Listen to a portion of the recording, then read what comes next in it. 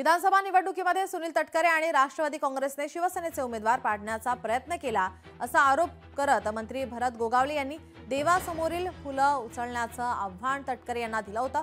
गोगावले यांनी दिलेलं आव्हान राष्ट्रवादी काँग्रेसने स्वीकारलंय। धावीर महाराज किंवा वीरेश्वर महाराज यांच्या समोरील फुलं नव्हे तर तुम्ही सांगाल ते उचलायची तयारी आहे असं प्रतिआव्हान माजी आमदार अनिकेत तटकरे यांनी दिलाय। केवळ एका विशिष्ट पदासाठी नरेटिव्ह सेट करण्याचा हा प्रयत्न असल्याचा आरोपही अनिकेत तटकरे यांनी केलाय। मी आज ओपन चॅलेंज करतोय।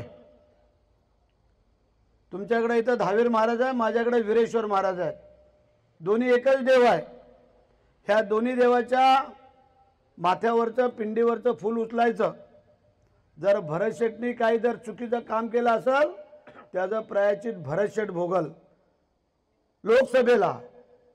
आणि जर आमदारकीला जर काय कोणी चुकीचं काम केलं असेल आमच्या याच्याबद्दल तिघांच्या बद्दल तर त्यांनी उचलायचं, ते भोगतील।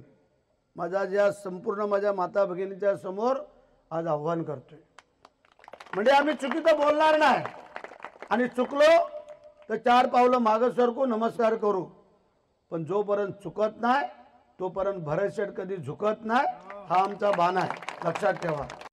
माझी आजही तयारी आहे। आता तुम्ही म्हणत असाल तर इथनं आपण धावीर महाराजांच्या इथे जाऊ, वीरेश्वर महाराजांच्या इथे जाऊ। फूल काय जे म्हणायचं ते उचलायला माझी तयारी आहे। नारळ ठेवायची तयारी आहे, फूल उचलायची तयारी आहे, जे म्हणाल ते माझी करायची तयारी आहे।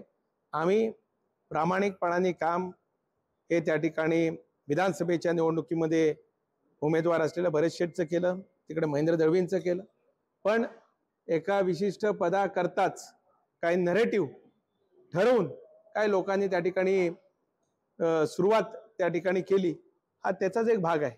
बाकी प्रत्येक राष्ट्रवादी काँग्रेस पक्षाच्या कार्यकर्त्यांनी प्रामाणिकपणाने काम हे त्यावेळेचं महायुतीतील सर्वच नेते मंडळींचं केलेलं आहे, हे कोणीही नाकारू शकत नाही।